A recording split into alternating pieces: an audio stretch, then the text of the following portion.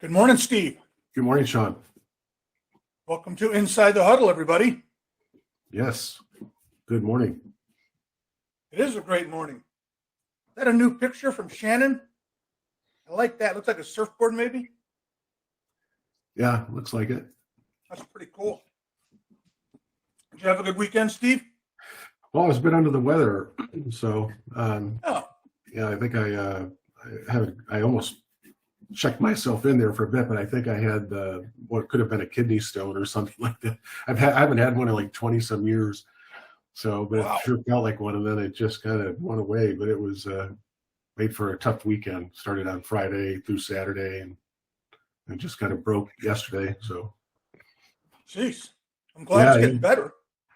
yeah, feel a little bit better. Just feel a little fatigued, kind of run down. But other than that, no fun. My weekend was 1,000% better than that. Anything's better than that. Right. Anything. Now, we went to the, I don't know what it's called now, but we know it as the Wild Animal Park. Oh, yeah. Hadn't been there in forever, and it was so much fun. Yeah. Highly recommend it. We even went up in the hot air balloon. Nice. Yeah. They made most of the people stand on one side of the basket and then me on the other, so the thing didn't hit too much. All right. So this morning, we were talking about our value as agents and our individual value. Actually, you and I were talking about it last week, but that was kind of our theme for this morning. Right. Yeah. And it's a good thing because, I'm sure all of us have gone on a listening appointment and wonder why we've lost it. Right. We may have been subject to someone willing to do it for less, or a flat fee, or any number of things. We've all lost listings, and there are any number of reasons as to why. But a lot of times, it's because the perception of value wasn't there, or the perceived value of another was greater than yours. A lot of times, I'm reminded of I remember when I first got into real estate, there were. Because I've heard people talk about value in ways that I've never understood. Like, if you want to focus on a particular discipline of the business, like condominiums. I remember one guy was really famous out of Pittsburgh for being the condo king. There was one lady in my marketplace that wore hats, these really big hats everywhere she went. Like it was the Kentucky Derby every day. And I thought, well, that's unique, but I don't know what the value is there, So I thought maybe, this conversation could be really helpful to some in determining, how you're presenting yourself. Is it discriminating, right? Is it so different that people are measuring everything else against it? And to me, that's what we're talking about today. Well, and we're doing the workshop over here right now about this. And one of the things I think is most important about being able to convey your value is knowing your value. Right. And when you said, we don't often differentiate, or our value didn't stand out against someone else's. However it's happening, I think it goes back to the core of you're not exactly sure what your value is. And if you don't know it, if you don't live it, then it's hard to project it. And you leave it to someone else who comes in and projects a value. Whether they're better than you or not doesn't matter. They were able to represent to the client the value that they have. Exactly. So we've got to know ours, and ours is as individual agents, and ours is as Compass agents, because that's an added value that we need to be able to work in and project. Here's the thing that came out, Steve. I found it interesting because I hadn't thought of this really till I was working up. You know how when you're creating a workshop or getting ready to deliver a speech or whatever, it forces you to clarify things. Right. You write it out and you get into it. I had kind of an aha moment. There's things that we say in words, right? Your differentiator, or your elevator pitch, as I like to call it, and it's old school, but I still think it's the best name. Yep. Your mission statement. These are things that we can express, and we can express them almost poetically. Your value, when I started looking at it, is not something you necessarily express in words. You'll express your pitch in words, or your mission statement in words. Your value is how you walk and talk. You breathe it, you live it. It's exemplified everywhere you go, and every time you sit down with a client, by knowing those other things internally. your value comes out. Yeah, totally agreed. It's funny you talk about an elevator pitch because in a class I taught not all that long ago, I challenged everyone there were probably, 15, 20 agents in the room. And I said, if someone walked up to you and they had 1 minute before they had to catch a flight and they were asking you, why should I hire you? What are you going to say? And it's really, I don't know if it's the words remarkable, but it is astonishing how few people are really prepared for that moment. Right.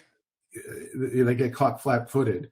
I remember the first time I was asked the question, what makes you different than every other realtor? This was years ago. And I remember when I was first year in the business, I wasn't quite sure.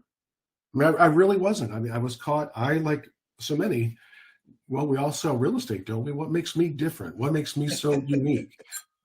So, excuse me, I'm going to turn that off. So the 1 minute elevator pitch is so critical because if you, to me, it goes back to what am I most passionate about? And I'm most passionate when I'm selling real estate in safeguarding the interests of my people. But I don't know that you can just start your pitch that way. If I had a 1 minute elevator pitch, it would be, well, why should I hire you? Well, your job is to sell your house, isn't it? I mean, I might start right there, right? To the presumption of success. If your job is to sell your house, right? Let me share with you the things I value most in that process, and boom. And I know now I would not hesitate. And I could give you the pitch this instant if needed. But that's not what we're here about. But it's just being queued up to know what am I most passionate about and how in real estate and what I do and what value does that create for others. The words will just be there. The words will just be there if you're connected to your passion. If you have it. And I'm in a really nuts and bolts frame of mind right now. Yeah. But you nailed it. The elevator pitch, and that's what we spent a lot of time in the last 2 workshops on. And I can do that here, give you some questions to think about it, but you have to start there. Your elevator pitch is your what, right? We know the mission statement's your why. And we know how important why is. Most of you have read Simon Sinek's book, Start With Why. That's the driver inside of you. But your elevator pitch, here's how I framed it, Steve. It should be short, benefits-driven, and intriguing. I can get it out in, never mind a minute, 15 seconds from 3rd floor to 1st floor, right, on an elevator ride. It's short. It's about a benefit to the other person. It's not about you. We look at so much advertising out there, real estate, outside of real estate, and it's, look at me, look what I did. Oh, look at that, I did it again. Nobody cares. That's not marketing. That's not giving me a benefit and intriguing me on why I should work with you. Right. And that's really what we want, right? When you were in the classes that you teach, what's the first element that you focus in on to help someone assemble the pitch? Like where should they go? Let's get, like you said, nuts and bolts. Let's take it to the blocking and tackling part of it. Right.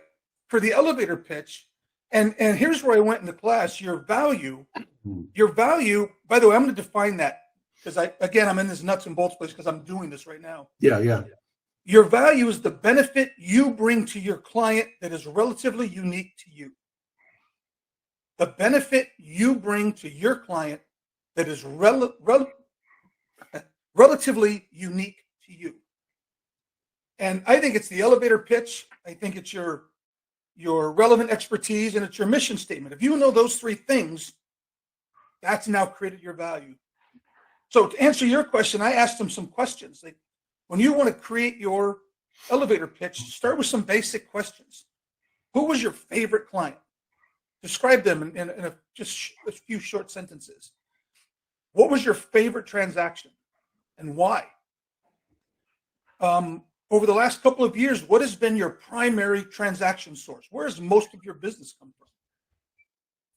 What is and be honest with yourself, what is your greatest strength as an agent? What do you know that you do well? And in the same vein, what's your greatest weakness? What is the thing that you hide from? And the other one was, if you have done everything ideally, what would you love to hear your clients say? I think if you answer those questions and then start looking at your answers, it'll point you toward what your unique differentiator is. and why it's a benefit, and who it's a benefit to. And then it's just a matter of getting with yourself or a partner or your sales manager and saying, help me frame this into something that sounds good. It's awesome. It's awesome. I remember when I first got into the business, after about a year's time along these lines, I realized that I thought that in real estate, the number one issue was the avoidance of the truth. We avoid conflict because, let me back up. Conflict arises when expectations differ. So if there is a situation happening in the relationship between you and your seller with something, an action they're not taking, there could be an action you're not taking or perceived action you should be taking that you're not, this conflict arises. And so one of the things I tried to do as an agent that set me apart from everyone else is hitting that thing head on, so that, why do you want to hire me? Well, I think the number one and most valued thing that is sought after by a real estate professional is an open line of communication. And I think in a business where so much is on the line, that when conflict arises, we avoid confrontation. It's a human condition. But in this situation where so much is on the line, avoiding those hard conversations oftentimes puts you at a tremendous disadvantage. It creates no value, and it just creates, the problems only become bigger. So, on a scale from 1 to 10, 10 me being brutally honest, 1 I'm fibbing to you, do I have permission, or how do you want me to communicate with you so that, that if I see something that you're doing that's preventing us from being successful, I'm able to share that with you in a way that can be productive. Well, no seller from that day forward, Sean, ever said be one. I always said be open. Well, great. And then I returned the serve and said, if you ever see anything that I'm doing that's preventing us from being successful, I want you to be at 10 plus. That way we know we have an open line of communication, and everything we talk about is about one thing: achieving your goals and making sure that there is nothing in between that we should be talking about that's being overlooked or put aside because we're afraid of hurting each other's feelings, right? So, boom. Absolutely true. And in fact, that's what they're hiring you for, is to take on the difficult situation, to be honest. We have to, of course, should go without saying, we have to frame things correctly. And right. But in the same way that Steve and I spend a lot of time coaching, you want to adopt a lot of that concept when you're meeting with your clients. You're a coach. And one of the things that people want is honesty. They want accountability. They don't want it. They don't want it in a confrontational way. No, but we all want it. They want it in a collaborative way. And I think that what I found is when I started talking that way, I found my magnet getting stronger. Like you ever know when you're pitching something of value that you just tell, you can just see the body language, the tonality. If you're paying attention to these things, you'll see people kind of lean in on you. Like they really like that. Like, I really appreciate your honesty. Or I appreciate the fact that you would be honest with me in a tough situation. And so over the years, you start to see where your strengths are, where your magnets are strongest, and you leverage them. So I know that when I had that conversation, Sean, I could see people shaking their head in agreement. Yeah, I really almost like you could just see them say, I like this guy. I like that. Yeah. And you can point it out. There's a great line. If what I'm saying bothers you a little bit, that's how you know I'm telling the truth, don't you? No. It's a great way to put it there, boy. Yes, it does. The truth doesn't always make us feel good, but it's what we always need, isn't it? Right. Randall put a great comment that is part of our value, and it's part of a script that I love right now. He said, a lot of people think realtors are an expense and not an investment. Our job is to show them we are an investment and that it has a return. I'm thinking, oh my God, is he looking through my scripts book? I have a script just like that. But there's the essence of it, you guys. Right. When you talk to someone and you say, look, you know why my clients love me? Because I'm a return on investment. I don't cost you a dime. My commission is an investment fee, and you should expect a return on that investment. My clients get it, and they understand that return is usually net. It's not the dollar sign. It's certainly not the commission fee. It's the net. It's how much money that you put in your pocket. That's what they expect. The other thing is just being able to have the strength and the conviction to hold true to that, because one of the things that I think weakens the whole endeavor in terms of establishing value is that when you find yourself pressured to do something against your will, meaning to cut your fee or to hey, I've listed with you if you do it for 1.5%, and your inventory is low and you feel the pressure to cave to that. Once you cannot. You cannot, if you're going to be inconsistent with yourself, then your value is not then you don't believe in your value. You know, I mean, there's so much truth to that. I would take even a step further. Yeah. If someone says to you, if you'll do it for this much less, what should occur in your head, the first thought should be, well, why would you invest less in me? You're going to get less of a return. This isn't about a commission. I'll tell you what, here's something I have said to clients, and I recommend, I mean, you guys all have to pick up the lines that you like, but you say, by the way, any agent who refers to their commissions as cost probably is. If an agent thinks their commission is a cost, they're going to be a cost to you. I don't cost a dime. I'm a return on investment to you. Right. We're about to see, as the market does shift into a new way of operating, you know, in the next 6 months or so, as interest rates have hiked up and prices have cooled a little bit. So we do see these things happening. But you will find the low margin agent and the low margin broker really suffer here, because they've built everything. Their whole business model is built on velocity and units. And so you'll be able to step out into the clearing here a little bit and be that point of differentiation, because the last thing you want now is to hire a broker that doesn't have the staying power or the ability to carry any cost to see you through what could be an extended time on the market. And by that, I mean anything over 4 days, right? Where you actually have to put some creative thinking into where am I going to market this property, and how am I going to market it, and where am I going to get the best return for the investment?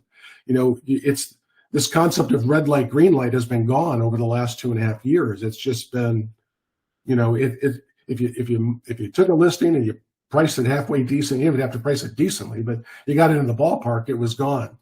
Now we're going to see the skill and have the value being placed on skill as opposed to cost. And so, yeah, the field is going to thin out here a little bit. Good, and it needs to. And it needs to, and it'll give you an opportunity to get what you're worth. But you got the ones who stay are going to increase market share, which from a business perspective, most important thing you can do. Market share gained is very, very hard to lose. This is going to be your time, and we're not talking about a down market. You could really be doing this in a down market. No. We have to be careful with our words, Steve. Like when we say prices soften, what we mean is the speed of acceleration is decreased. Yeah, we're still so far deep in a seller's market that it's almost undefinable. Well, that's we're true. Less than a month's inventory. That's nuts. Yeah, that's true. In fact, I put out a video, kind of a PSA on Thursday to my team, telling them to be very careful about the words that they use. And don't use words like that the market is in a downturn. I mean, if you look at all you have to do is get on social media today and you think the entire endeavor is about to blow up. The whole thing is coming down. Like the bubble is bursting. The market we're in for like the biggest correction we've ever seen, taking nothing into consideration about what's going on in the local economy, which is what drives real estate. It's really mind-boggling. And it's easy to fall into the trap of negative media, because I find myself clicking through, just reading, what are they saying? And how does it align with my truth here? And so use words like prices are cooling, but in no way is that a bust. I mean, the real estate is still booming. If your home's appreciating anything over 2.5%, and just to be clear, in 2020, home prices appreciated 23.4%. In 2021, they appreciated 12.5%. Most economists that you talk to, from Forbes to whomever, the National Association of Realtors has the coolest outlook on appreciation, and they're expecting appreciation to be north of 5%. Anything north of 2 is a boom. Okay, right. So I want to jump in on that for a second. Yeah, and there's a little bit of a winding road, but it'll take us right back to value. When it's helpful to us when the press starts being the way they are. when everywhere you look in social media or in the news, they're talking about something. Psychologically, and this is relatively new, last decade or two, psychologically, people read it, they start to believe it's true because they see it everywhere, but there's a part of them that says, I'm seeing this too much. I don't trust the news. Nobody trusts the news. Not like when Walter Cronkite, when he spoke, you knew that was the truth. Everyone now listens and says, I wonder. Mm-hmm. You can use that as a differentiator. When you sit down with someone who's seen the news and you say, I see that same thing. I hear that same thing. Can I let you in on a little secret? And then you share with them some facts, some stats, because you have expertise in that area. That's your relevant expertise. Do you know we actually sold more homes last year than we've ever sold? We don't actually have an inventory problem. We have a time on market problem. I hadn't thought about that. You know that actually we still only have a half a month of it, and you give them a couple things to help show them that that inner part of them was right, that what you see in the news can't be trusted, which they all feel a little bit. You've now differentiated yourself, and you've shown your relevant expertise, which is value. You've once again established your value as opposed to other people. That's right. And well, I think just knowing those numbers and being able to articulate intelligently what numbers mean and how you're interpreting them is value, just by itself. So it's really, there are certain numbers you need to know, and these are a few of them, right? You need to be, I would say, is the market you're describing that we're going into, which is going to be very, very beneficial to the agents who stay in the business. Very lucrative, if I could say that. It's going to require absolute skill sets. You're going to need to know what to say and when to say it. If you're not practicing and role-playing dialogues that are relevant to right now, you're not improving your skill set, and it's going to be a problem for you. You need to know your market numbers, what I call your relevant expertise. You don't have to know all of it. You have to know a certain geographical area or a certain type of transaction. Do you work with the silver-hairs who are downsizing? Do you work with non-owner occupieds? Do you work with first-time buyers? Whatever your market is, you need to know those numbers. And then you need to be very good at conveying that so that the right people are finding you. This is the skill. This is the professionalism. This is the value, right, that what we're talking about, that you're going to need to have going forward to not only bridge through this transitioning market, but to come out, like we talked about before, able to retire in 3 to 4 years. That's very, very possible with what's happening. Oh yeah, this will be at least the third shift that I've experienced. I mean, if there's a shift, I mean, in terms of a meaningful departure from what has been the norm for over a period of a couple of years, that's how I'm assessing a shift, right? And I think again, this one will be fairly minor in the sense that things will cool. But look at. We have been running for 2.5 years here in a way that no one could have ever possibly anticipated. Any movement away from the back of the wall, you're going to feel it. What's really got everyone nervous is the fact that interest rates have jumped so quick in such a short period of time. That's never happened before. Like you've never seen rates go from 2.5 or 2.7 to 5 in a span of 60 days. That's like never happened. I've never seen that. That's never happened. So that you feel that, but let's understand too, right, that a 5% interest rate over the span of time in the history of real estate is still considerably better. It is historically low since they've been keeping record here. So those are the things that we have to show up confident. We have to show up like that we understand what's happening, and that certain things you're going to have to show up differently in this space, Mr. Seller, than you have over the past 2.5 years. We're going to have to really pay attention to our pricing again. We're going to have to be sensitive to our time on market and what that means, as opposed to being frustrated because your house didn't sell in 4 days and you want to blame everyone because you feel they're not doing their job, when in fact, the market is cooling slightly. You've got to turn with the path. That's right. But you also have to be able to convey, here's some of the upside to that. Until now, for the last year, we've been getting and writing impossible offers. No inspection, no appraisal. That's bad for the buyer and bad for the seller. That's never a good offer. You had no choice, but we need that gone. The lawsuits that are going to come down the road from no inspections will be impacting all of us. So this is a good thing. We're still in a massive seller's market, but we're going to slow down enough that we can have good offers. We can take our time and figure out who's writing the best offer. And this isn't going to, from the buyer's side, we're not jumping $50,000 over each offer. You wrote one for $890, mine's $990. Well, I'm at $1.5 million.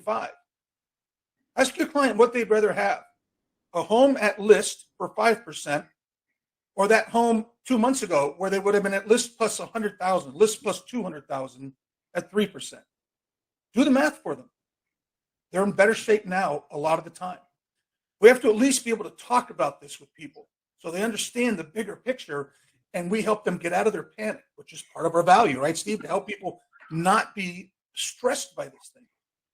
Right, it is. And, part of the value when you want a listing presentation is making sure, I think, that you're setting expectations for what might be coming, as opposed to reacting and having an experience together, meaning with you and your client, outside of that initial conversation that then starts to question their trust in you or your competence.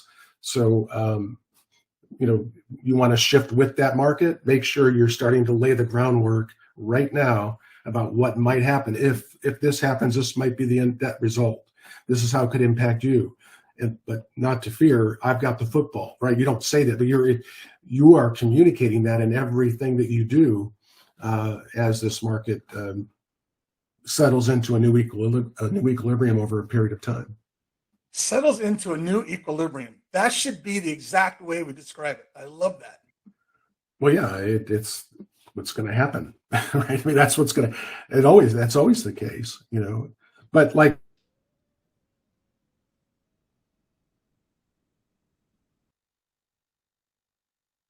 did I freeze or did you freeze, Steve? Anybody out there? Yeah, I think he did. Okay.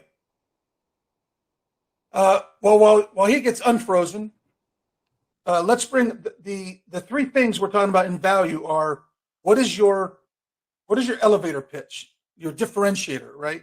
What is your relevant expertise? What is your specialty? We need to pick specialties. And then what is your why? And sometimes if your why is powerful enough, the other two don't have to be that powerful. Before we run out of time, which we already done in 2 minutes, there's a whole added layer of value because of Compass. Compass brings so many tools and such a branding that they've done it in like 6 years is amazing. That needs to be part of what you convey.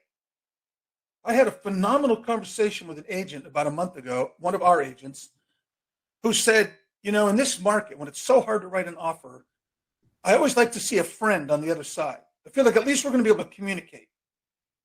And lately, he's found that's what happens every time it's a Compass agent, even if it's a Compass agent from a completely different area. He said, when I say, hi, I'm so-and-so, and I'm with Compass, everything changes a little bit. It's like, oh, you're part of the club. That value alone, not only do we need to recognize that we just treat each other a little better, but our clients need to know that. There's people out there that are going to come in and they're going to try to beat us up, whether the buyer or the seller, they feel that's their job. But, with another Compass agent, we work together to bring the greatest outcome for both sides. What's the value of that? I don't even know how to put a number on that. Steve, you look warmer. You got unfrozen. Yeah, my computer just did a complete reboot, so out of nowhere. My bad. Well, we were just wrapping up. I was saying and maybe we have to go into this next week more, the added layer of value that Compass brings. So many things that we're not even, I don't know about you guys. I've been here a while, and I still have scratched the surface of the tools we have and how to best use them. And they keep adding on more. Yeah. God bless them. Yeah, well, I caught the tail end of what you were talking about. That's the collaborative nature of the agents at Compass and the cooperative nature, more than the cooperative nature. Yeah. And that is something that is, it is the most unique here of over any company I've ever been a part of. I've never seen it anywhere. I've never seen it. Yeah, it's different, and that is culture. So, Steve, Robert said your computer's settling into the new norm also.